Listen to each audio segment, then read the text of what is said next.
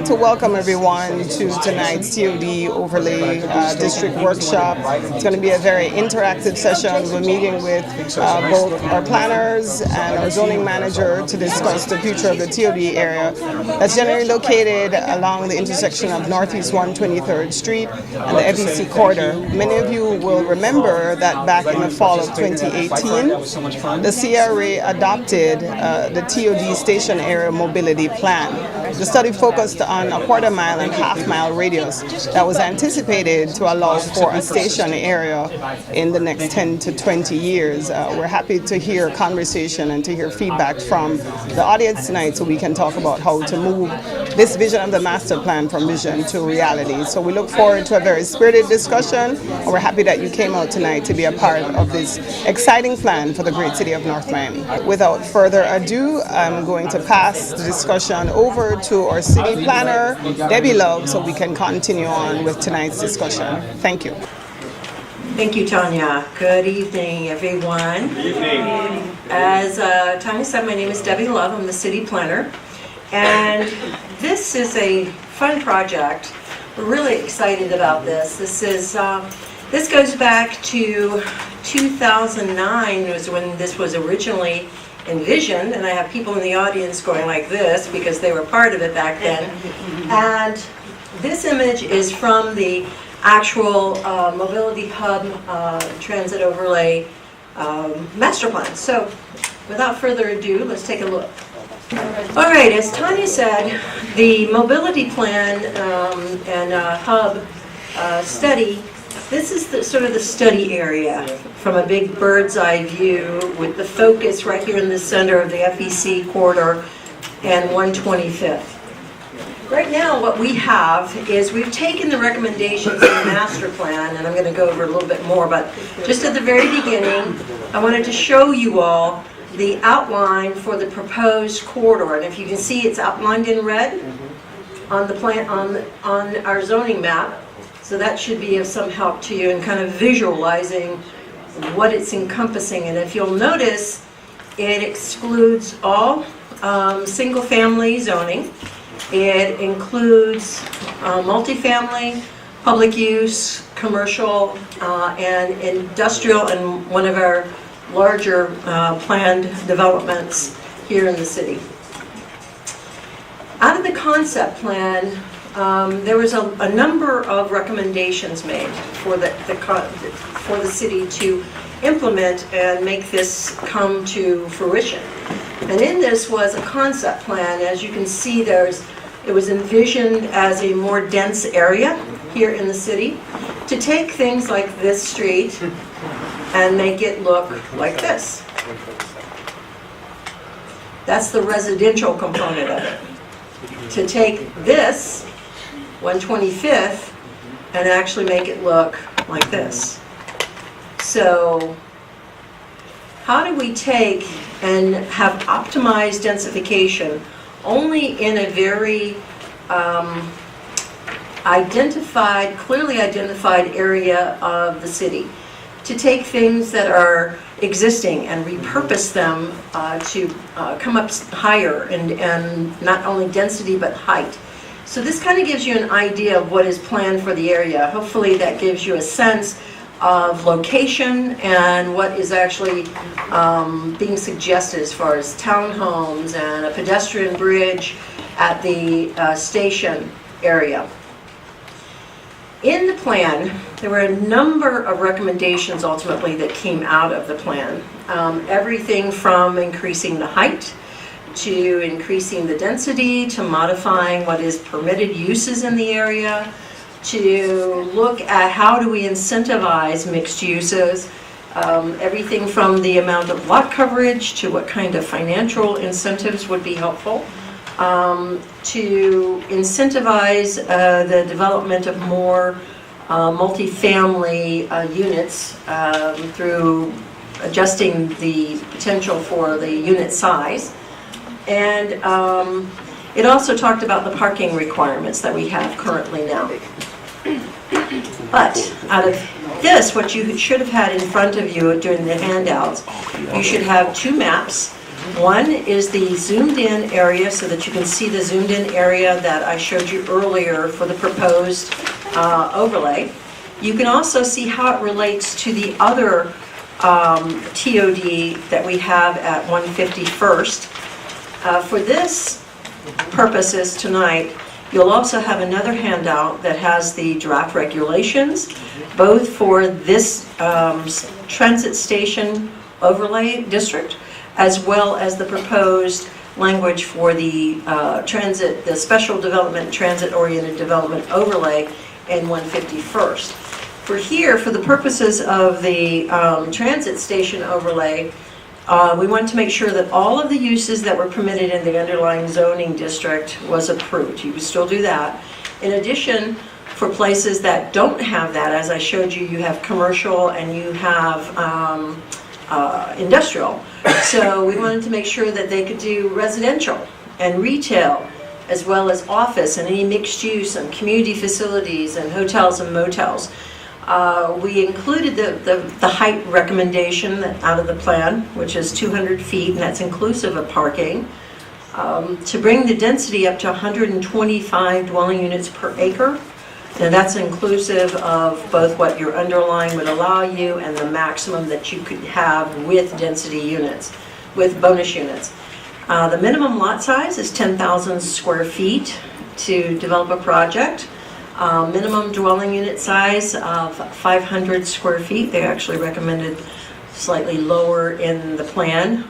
And then lot coverage, instead of the typical 80 or 75% as in industrial, to do that at 90% so that you have a 10% open space. And with that, it's pretty quick, my presentation, because we wanted to allow ample time for any questions or comments or concerns that you have. So if you have a question or a comment, we're going to ask that you come to the podium and we'll try to answer them to the best of our ability. And if we don't have an answer for you tonight, we will make sure that we get that answer to you. We'll just make sure that we have that available. We're purchasing the property on 14th corner, 125th, right on the corner, right from the tracks to C3. Now, on a 15-story or a 20-story, what is the setback? We have 35,000 square feet. Right. Currently, the setback would still be what your underlying zoning district allows. Does it have to keep being set back after 55 feet? 1 foot for every? Depending upon where you're located. If you were located, say, for example, in the M1 up there where you're adjacent to residential, single-family residential, then there would be more transitional standards. So depending upon where you're located, but you would not necessarily be subject to that intense of a transitional standards. Right. Because I can set it back 10 feet for every, 1 for every floor, 1 foot for every floor. So if you're going up 20 floors, you got to go 20 feet. Right. So by the time you get that, before you had on the sheet, you had 1 foot for every 2 feet. And that means they put a closet on top of the roof. Right. So that's the whole idea of not having the transitional, of trying to stay away as much as we can from the single family so that you don't have that intense of a transitional standard to meet. Transitional, does that mean residential or commercial, the whole building on that lot? As the permitted uses stated earlier, it's everything from what you can have under the underlying zoning It's on the sheet. to hotels to, and one of the handouts has all of the permitted uses. Thank you. Thanks for having this meeting. What's the latest on the coastal link? What have you heard? State, county, where are we at with that? What's the timeline? I will have to defer to the city manager because I do not have any updates to that. Good evening. I currently don't have an update on that. I think everyone knows that there's some underlying issues on the rail leasing amount and all that stuff that's still being worked out. So until all that happens, we still don't know. All I can tell you is that we've been kind of instructed by the TPO to start working with our other adjacent cities to figure out our own plans for our stations. Obviously, us doing the study that we did and us moving forward with our TOD overlays are part of that, us being prepared for that. So we're kind of doing the steps that are necessary. I would add to this, by doing so, we will become more attractive as a station to stop. That process is still ongoing. So the station isn't confirmed, correct? None of the stations are confirmed. Okay. From here all the way up. So it's still in the process, right? So I'm a little behind in, knowing what's going on with this. So I'm here tonight to kind of get, not that you need to give me all of the information, but I live on 1250 Northeast 125th Street. So can you point it out on the map for me here, where my condo building is? 1250 Northeast 125th Street. Because it's very confusing for a lot of us. So I'm right there. Okay, and so everything that's in red is where... The red is the boundary. Okay, and so the proposed, what you're talking about is, The area. That whole- Inside of the red area. okay, so I'm in it, okay. So traffic-wise, because I've been to a couple of these where, we're developing, and I've been to a couple where you are there, Ms. Love. So my question is, have you accounted for the extra traffic that's going to come into the city? Because I live directly across from William Jennings Bryan Elementary School, and just to get out of my parking garage is a feat within itself. So that, that's part of my concern, but that's the one that kind of comes to my mind the most, that's most present for me. Of course. Remember that all of this is subject to bonus units. So whatever your existing underlying density, it's already been considered in the overall transportation master plan that the city has, as well as Miami-Dade County. The existing, and they would tap into the pool of density bonus units that were already figured into all of that. So it would not increase the density beyond that which was already proposed. So, go right ahead. In layman's terms, Thank you. I'm going to actually ask Tanya to step up here with me, because one of the concerns that sometimes people have is that when we issue conditional use permits for extra density or out of these allocation pools that we have, it's going to actually cause more traffic. All of the traffic, all the study that was done to create the pool to begin with, to create the comp plan language that allowed that to occur, traffic was already figured into that. What we can't control is we can't control the traffic elsewhere as it comes through the city. Mr. Smith. So the underlying point of having a TOD is for us to use public transportation. The train station, it will be there. So while there'll be more density in this area, the point would be for someone to be able to walk to a station and get on the train and not be in their cars. So that's the... right, that's the idea, but with Miami, as we know, people will take their car to Miami Central downtown to that station to even get on the Bright Line and... Well, that's because, and I guess because of my professional relationship with the gentleman, the team that owns that company, if you look at what they're doing 800 units at Miami Central. Those are coming online now. I think they started leasing already. They also have 1 million square feet of commercial, and they've signed up one of the largest CPA firms in the country to get some of the commercial space. So they're literally trying to create a situation where people will work and live in the one area. Right now on the line, because there's only 3 stops, I don't know if you've ridden it yet, the best one I think already as an environment is the West Palm Beach. So they have 800 units at the station. They have a shared parking garage. So the apartments, and as well as any parkers coming from around the Palm Beach area, can park in the garage. They're a walking distance to City Place, they're a walking distance to City Hall, and a lot of the businesses down in the downtown West Palm area, so you can be entertained, you can go to work. All of that stuff is already happening right now. And the point is, the whole point of having a TOD is so that you can create that situation. The other, the other station site in the city is 151st, where Solomia is already now have over 400 new units that have delivered. The city also has taken advantage of the opportunity zone that we've created, or we requested and has been granted on the west side of Biscayne up there as well. Again, the point is to create a populace where people will work, live. University of Miami's coming, so you know, in a long distance, I'm hoping that we'll actually have 2 stations in the city. But the point of this, creating this density availability, is train station, a massing of people that live there that will literally walk out of their doors, take the train to downtown Miami, downtown Fort Lauderdale, downtown West Palm, and actually their plan, Orlando, Tampa, Jacksonville, Tallahassee, to do whatever you need to do. So the whole point of it is, the reason why you want to create the possibility is so that there's more people here, not for them to be in their cars, but to get on the train every day. And that's Monday through Friday.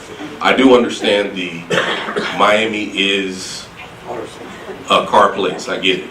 I grew up down south. In the 80s, the county acquired an entire lane, several lanes for a busway that was supposed to be Metrorail.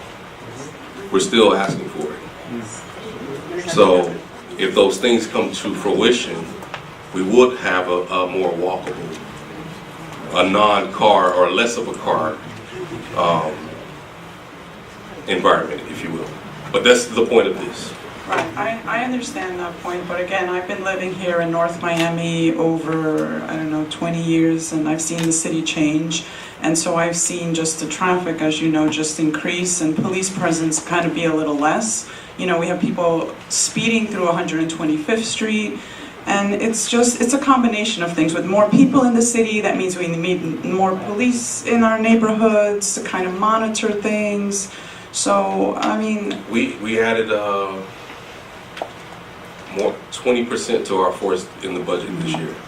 Yeah, but, you know, kind of going off track, you know, even in our school zone, which William Jennings Bryan is right across the street from me, there is never a police car sitting in that middle median there to kind of monitor that area.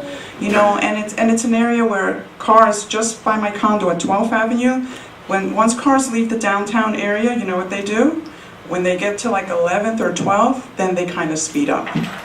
Okay, well, I would argue, because I personally have seen several times our officers in the median right in front of the school during those times, but Very rare. not to debate. Right. I'm gonna say it's not very rare because I know what the assignments are, but No, but I'm driving around the city during the, I work at Williams Jennings Bryan. I'm a teacher. so maybe you're inside. And I, No, I come out for lunch right across the street to my condo. So listen, you know, the biggest concern for me is traffic, of course, because again, I live in that condo, 12th Avenue. It's hard for me to get out now, and my biggest concern, along with many other neighbors here, is getting in and out of that parking garage, you know, and safely. That's the other part of it. I got that. Safely. And you are a very interesting constituent because you actually live and work across the street. So you are what we're trying to attract. So you don't drive to work. You cross the street. Most of the time I cross the street and walk there unless I have to do something after school, and then I'll take my car. But yes, for the most part I walk. Right. Yeah. So you are our prototype. We are trying to create an environment where we have more of you. Either they live and work in that proximity, or they work on the line, somewhere on the line, where they can get in their car, they can get on the train, take it to a point, and then Because it is faster. I don't know if you've taken it. It takes 55 minutes to get from downtown Miami to downtown West Palm. And they do it 8 times a day. But please understand something, as our city becomes more popular, because North Miami is growing and it's becoming a place where people want to come, and with the when the train comes through, well, I can only imagine. So I can only imagine people coming from Hollywood or from North with their car to come into our city and park and kind of go in the downtown area, or maybe get on the Bright Line from here because it's so attractive, because Bell Harbor is here, Biscayne is here. You know, so all of those things are the things that kind of come to my mind, you know. As I get it, Right. and I agree with you. One of the things that we've been trying to do as a city, the traffic that's being generated is not happening from here. It's coming from Yeah. every other direction. The thing that a lot of people don't see from a development standpoint, we are the perfect place for people to come right now. If you go south, you've seen all the redevelopment that's happened from downtown Miami, through Midtown, through Wynwood, Little Haiti, and now, guess what? We're next. Right. If you go north and come back down, same thing. You have Aventura, you have the unincorporated areas of northeast Miami-Dade County. We're next. So the best thing for us to do is make our city more attractive for transportation, and provide for more housing opportunities, more diversified opportunities. I know this is a largely bedroom community, but as a means of not driving prices up too high, you need to provide other housing opportunities. And I think you guys have seen our tax base, our assessed values have been going up increasingly for the last several years. You know, I look for real estate for fun, and our city is in the 300s for a small 3.2, But as someone and it who... wasn't that way 5 years ago. I understand, but you know, pros and cons to everything. With, you know, more popularity and more business and rising property values comes some other issues. You know, when I go home, when I open the door and I go into my home, I want peace of mind. That's the most important thing, and I want quiet. And I want to be able to get in and out of where I live with some sort of safety and ease. And all of those things, you know, are a big consideration for me, besides just that my property value is going up. Yes, that's a plus. But as I age gracefully, I'm looking for more, you know, kind of, okay? So just keep that in mind, please. And We're working with you. Remember, Yes. me and that guy in the back, we got Yeah. the spot masters. Yeah. Don't forget. Yes. No. I know you won't forget. All right. Thank you. Mrs. Love, good evening. Jim Garrett, 11610 North Bay Shore Drive. Number one, there's some confusion. Bright Line, tell me right, we're going to be a station for Tri-Rail Coastal Service, correct? That's my understanding, Okay. yes. We're not going to be a station for Bright Line service, correct?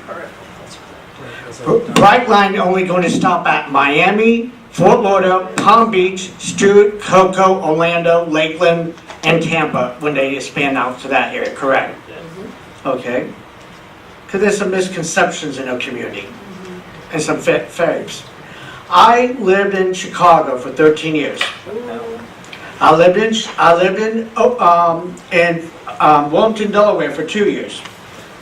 And I lived in Falls Church, Virginia, which is a suburb of DC across the Potomac, the smallest city in Virginia of 10,000 residents, and we had 2 stations.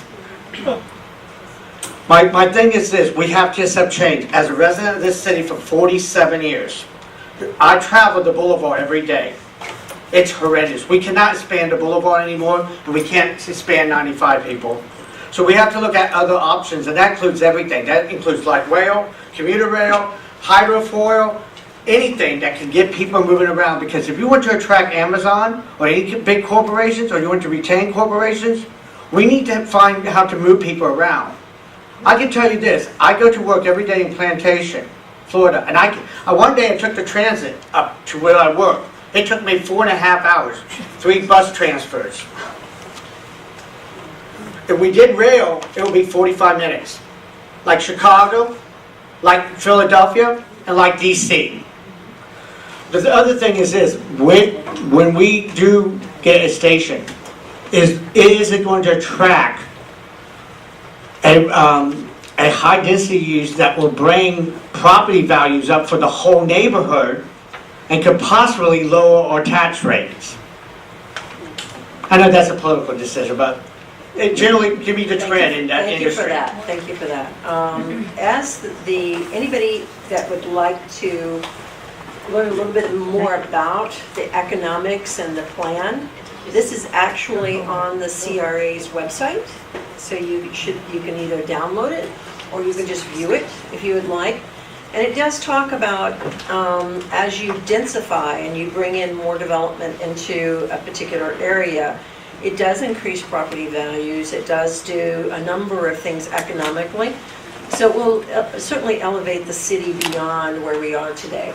And that's about all I can answer to that, unless Tanya, you'd like to add anything to that. Good evening, Rob Houston, 1150 Northeast 123rd Street. I also work on Northeast 123rd Street over by San Souci Boulevard, so I'm one of those live, work, and play type of guys that live in the neighborhood. And my only concern, I'm glad that the city's getting prepared for the possibility of having a station there. I've also gone to the Miami-Dade County Charette corridor meetings and have heard, varying information and varying lobbying efforts on the part of one of our commissioners. I kind of like the idea of having a rail station on 123rd Street for the simple reason that half of the traffic that's going to be going down 123rd Street might just park their cars and take a rail either to Aventura or down to downtown Miami, because nobody wants to drive along Biscayne Boulevard, at least south. My only other concern is that one of the things that I have noted is the problem with law enforcement with regard to traffic law in our city. And I would hope that the city would develop some sort of ingress and egress plan for the train station that would keep traffic to a minimum, as well as take mitigatory action to keep any kind of cut-through traffic out of the low-density residential zones. I've seen it happen in Miami, I've seen it happen in Coconut Grove, and as we're starting to grow, we're going to have to start taking some mitigation to limit access in and out of the low-density residential zones. So I'm kind of for this project. I always have been, and I wish you guys luck, and hopefully Sally Hayman will keep her fingers off of this station. Thank you. Sarah McKevitt, North Miami resident, 15 years, and then also business and property owner in that area. For me, rail makes me so excited. I come from a city where I'm from Portland, and biking became phenomenally popular there at around the same time that they started to add light rail all over the city, and residents initially were really opposed to light rail. Nobody wanted to make the investment, but light rail now has become enormously successful in the city, and corridors where light rail have been added, particularly corridors that were predominantly residential, have seen amazing growth and situations where you really do see more people on the street, whether it's walking to local businesses or just walking in general.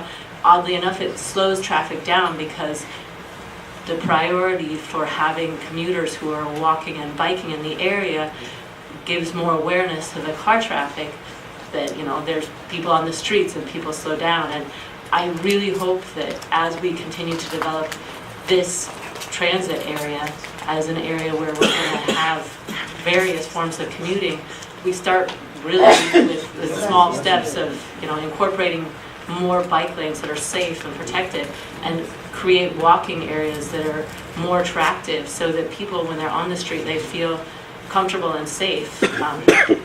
In addition to that, I just think that we have a great opportunity here, and I want to echo the one thing that a couple people have already said with the police on the streets. I think we have an amazing police force, but I've been hearing it at community meetings and, you know, a variety of other places. We definitely need to see more officers on the street making traffic stops.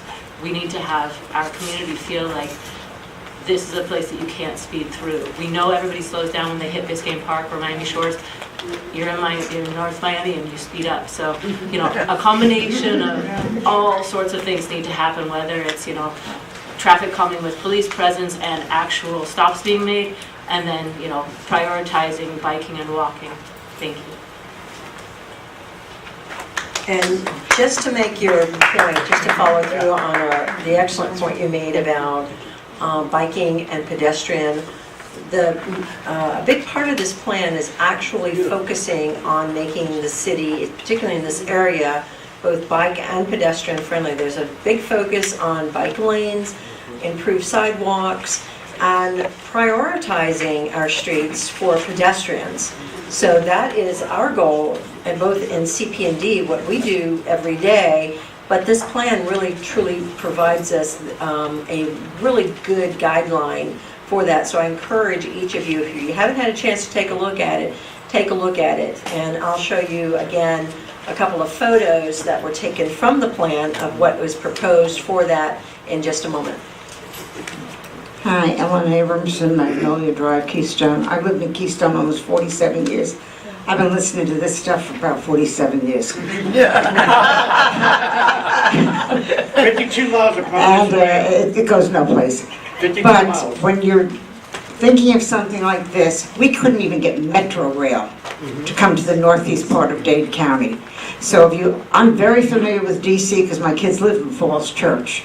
And my daughter-in-law gets on a bus, and then she goes to Pentagon Station and takes the Metro right, and then 2 blocks from the Treasury Department. When you have something like this, 123rd and Biscayne Boulevard, by the way, is an F intersection. It's one of the worst in the state. You are not addressing traffic. This city, for some reason, finds traffic a dirty word. They never want to really get into it. And to say that this is going to be good for the people who live there in that area, that they're going to get on the train. People from Keystone, if they want to get on the train, are going to have to drive and park. They're not walking over there. So you're talking about putting up a train station, but it won't even connect with Metro Rail up here. And I don't understand why the city hasn't even tried to do something with Metro Rail. What Montesine has not done, and Sally has not done. Why don't we have even the normal basic monorail coming into our community? Thank you.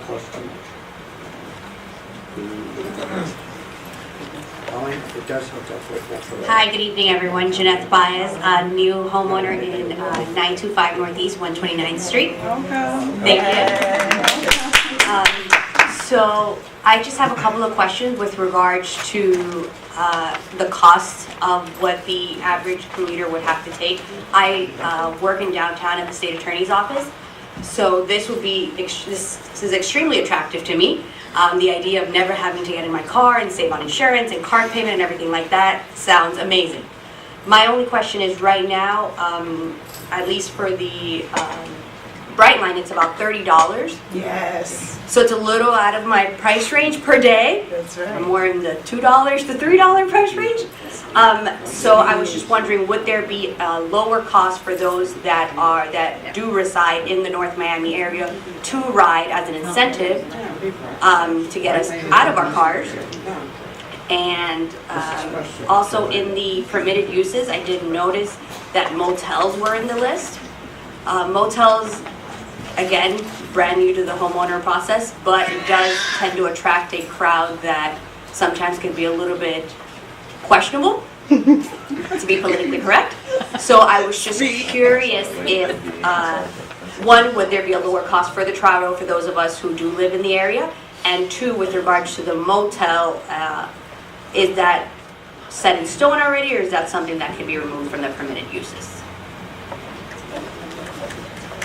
Right, let's see, to try to answer your first question, that I'm not aware, unless somebody corrects me, that the city would have any control over the cost. So unfortunately, that's something that we couldn't help with.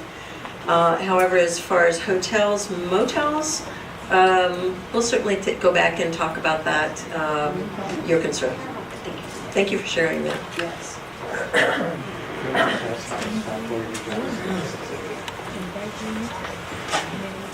Hello there, Ed Davis. I'm in the up 13th Ave here. I am in support of this project for obvious reasons. I also work in downtown, and I deal with that commute every single day of my life, and it's not a nice one. So the idea of being able to jump on a train and be in downtown in 20-25 minutes is lovely.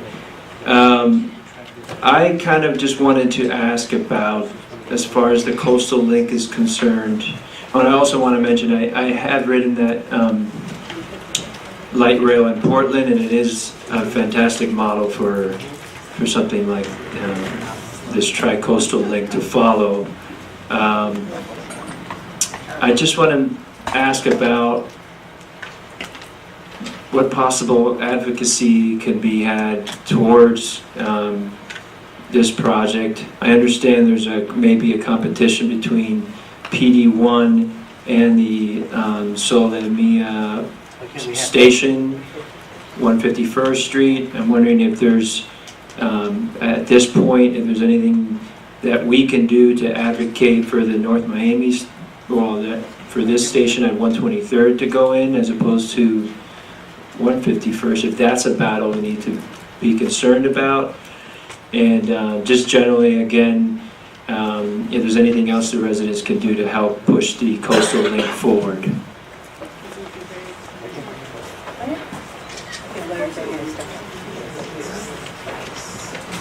I actually think that's an excellent question. I know our council person for District 2 is here. If Councilman Keys could just wave.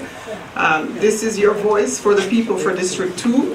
So any support, absolutely, you send her your emails, you let her know that you're in support of a plan such as this.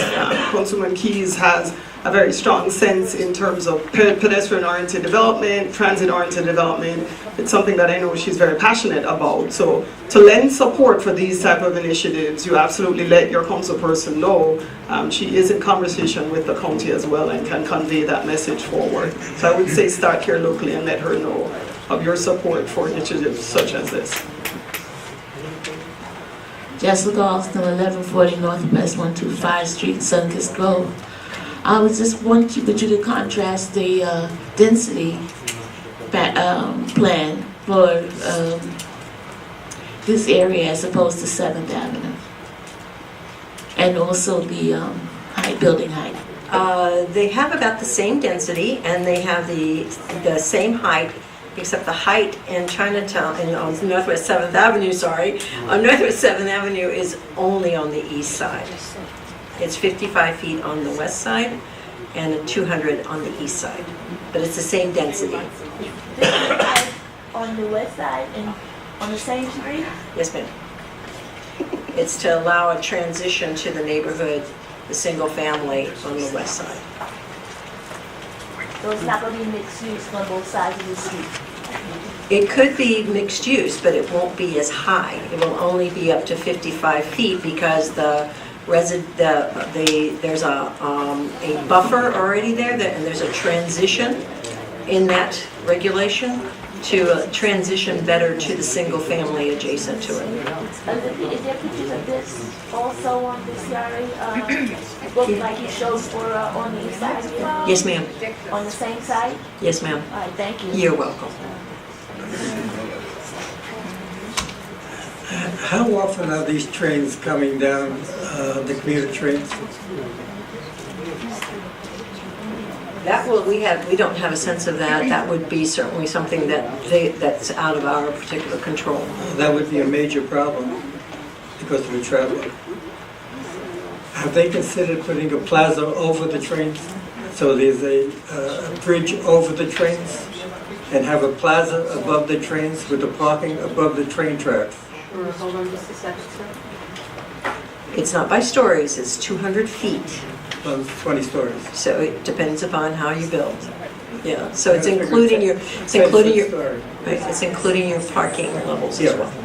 Yeah, with the parking, 5-story parking. But the normal floor is 8.5 to 9 feet. So you're talking about basically a 20-story building. And that was going to be approved or so I can move ahead with the... That is what is proposed. It has to go before the planning commission and it has to be approved by city council.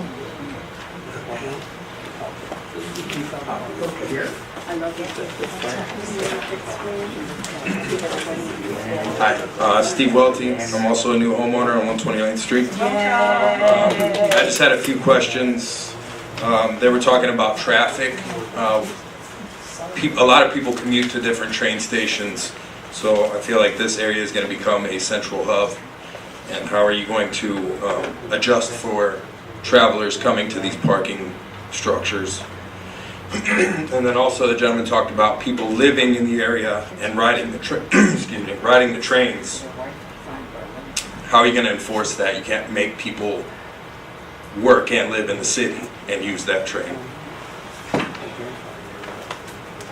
That's an excellent point. It's not that you make anyone, you incentivize it, and so that you can encourage it, those actions to occur. You don't make anyone do anything. As far as, I wasn't clear about your question about adjusting. Adjusting traffic, are you going to widen the lanes? Are you going to, is 14th going to be wider? Because that's a terrible intersection, 14th and 125th. So are you going to essentially turn 125th into a 6-lane road? We don't own 125th, that's DOT. Okay. So DOT actually controls that roadway. So whatever their plans are, their plans. As far as 14th, I couldn't answer that question right now, but we'll certainly take a look at that. And what are some of the incentives that you're going to offer? The question was, and what incentives would you offer? Well, one of them is the ability to not have to have 75% open space or 80% open space. You can actually have, more lot coverage, 20% or 15% open space, 25% open space. You could actually have 10% open space because you're going to do some other things to your property. It's the ability to have smaller units. The current unit size is 750 square feet as a minimum size of a unit. And unfortunately, the way the construction costs, that doesn't make it affordable. And so the smaller units would certainly incentivize development. We will eventually be looking at parking standards to make sure that there's some adjustments that could be made elsewhere. The ability to get density bonuses, the height is an incentive. Because right now, in many of these districts, you're limited to 55 feet in height. Some of them are like industrial, you're limited to the M1, you're limited to 55 feet. So it allows you to go up higher. It allows higher density in places that you normally can't put residential. For example, industrial, you can't have residential. And straight commercial, you can't have residential. So there's a number of incentives to try to encourage this type of development.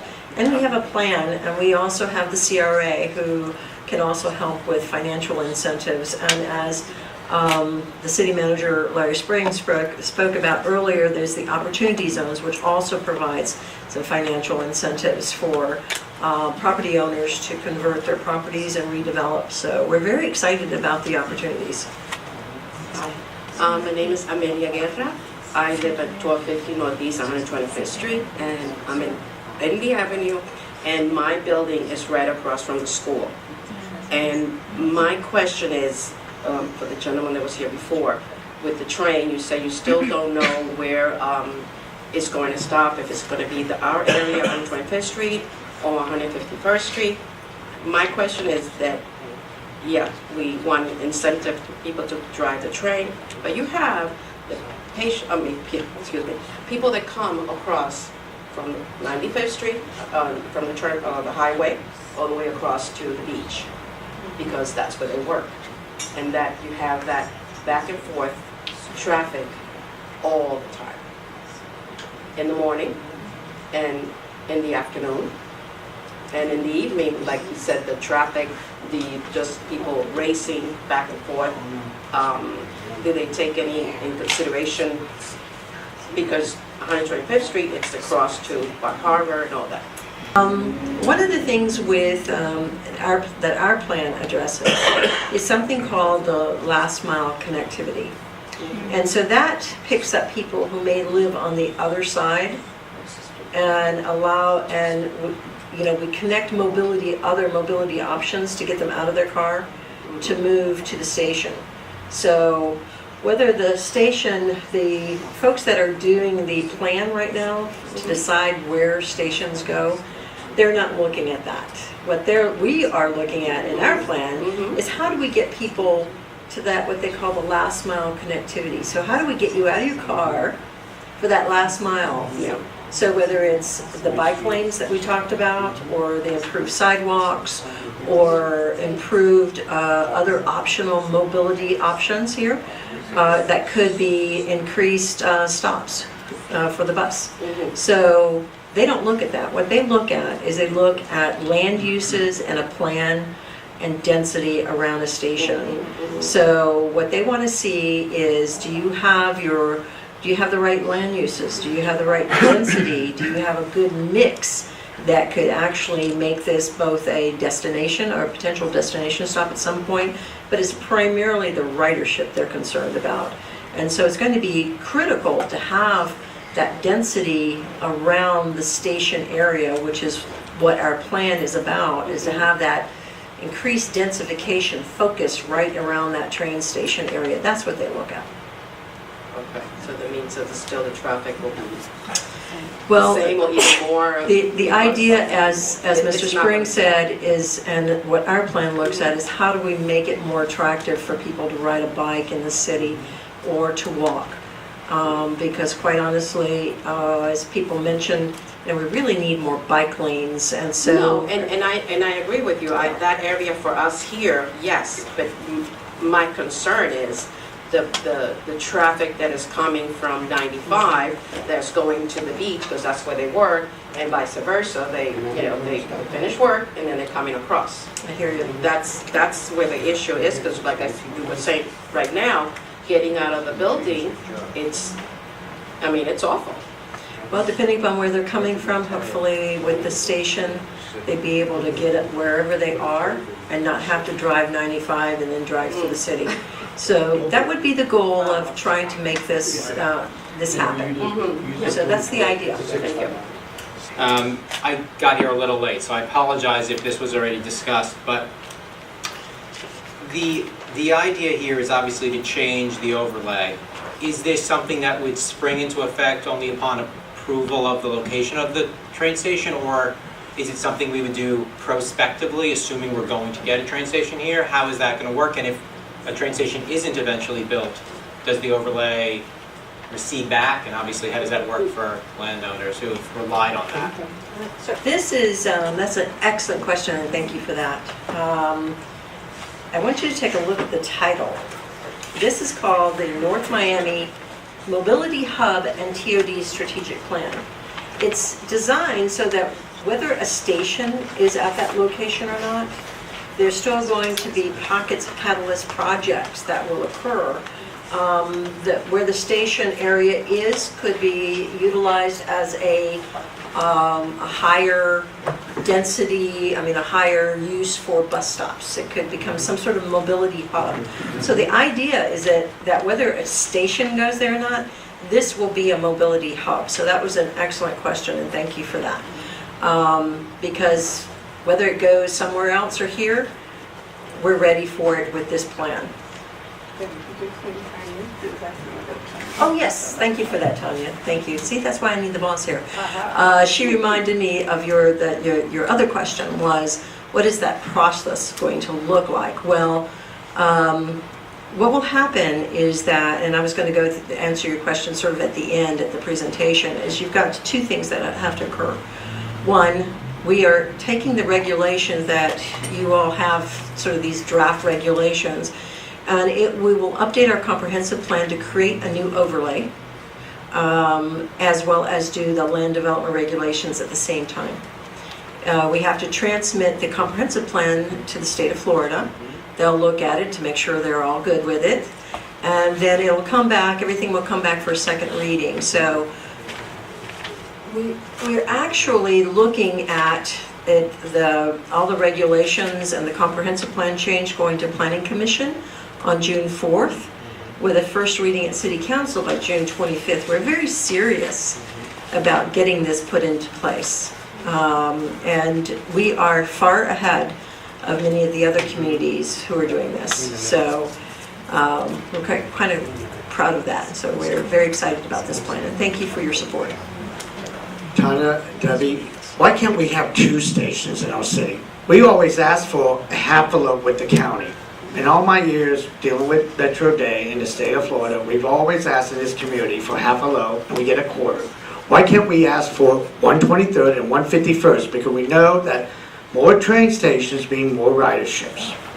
It's a common knowledge. Look at any major city, people. Why can't we ask for both?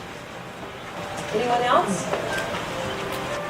We wanted to make sure that you all had an opportunity to see what was happening with the concept plan, what was happening with the mobility plan. And those of you who participated, sometimes you think, gosh, I went to all those workshops and nothing has happened. Well, we've been going in the background and actually writing and preparing for adoption. As you heard, we already have it ready to go to Planning Commission. So we wanted you all to have the opportunity to see the regulations, the proposed regulations, to share with us any of your thoughts or concerns as we're getting ready to move this forward so that we're ready when that train does come here. So, with nothing else, we have one more. Yes, I ma'am. got here late, so I'm a little embarrassed. Okay, no, come on out. My name's Debbie Davies, 1165 Northeast, 127th Street. So I'm basically in this area. My concerns are, I'm all for the train if it's done correctly. It's already very loud, the trains. What is going to be done about the noise from the trains? And also, I'm just recapping about what this other woman said who lived on 125th Street. You also have W.J. Bryan there. So you have the school zone there on top of everything else. So what we have down 127th Street is people zoom down 127th Street trying to get off 125th. And we've had people almost killed on 127th. We haven't been able to get, I've spoken to Scott about this, and I guess getting speed bumps takes like 10 years from the county or something like that. But it's really, really, really bad. I'm like not even 1 block from the school, and literally somebody almost got killed in their driveway like a year ago. So I don't know how you're going to address that as well, because you're just going to be adding more traffic getting down to the train station. So thank you, and if you have addressed this, I'm very sorry. But the W.J. Bryan thing is a real issue, I think. So, thank you. As noted earlier, that the city manager has indicated the traffic enforcement that we've added another 20% patrol in the budget. So we hope to be able to, and there are police officers who are there at W.J. Bryan. And it does take a long time to get those speed bumps and things like that through. There are no traffic. There are. Yeah. So. There aren't officers. No. There aren't. I mean. Okay. I hear you. Okay. Okay. Thanks. Anything else? Anybody else would like to share? She brought up a good point about the noise of the trains. I know it's like still a pipeline, but. Right. It is in the pipeline. However, what they've done elsewhere, and I can't say what they will do here, but what Brightline has done, I can't say what would happen with the Coastal Link, but they've actually added what they call quiet zones. And so there are special It's very expensive, and they also did another thing to keep the arms from opening and closing so much, is they have quiet zones where, because of certain mechanical equipment that they put at a crossing, they don't have to sound their horn. So that's, as far as that I can answer that, but I don't know what is proposed by, so I can't really truly answer that specific to here, but I know they've done that elsewhere in other communities. Thank you. And if there are no other questions, then thank you all for coming. We really appreciate it. And if you have any questions, comments, or concerns, you're more than welcome to reach out to me. I am the city planner. My name is Debbie Love, and I'll be happy to try to answer anything I can. Okay? Thank you so much. Have a good night, everyone.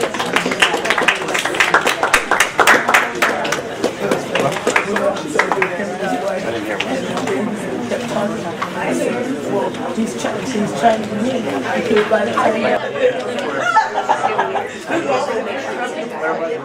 to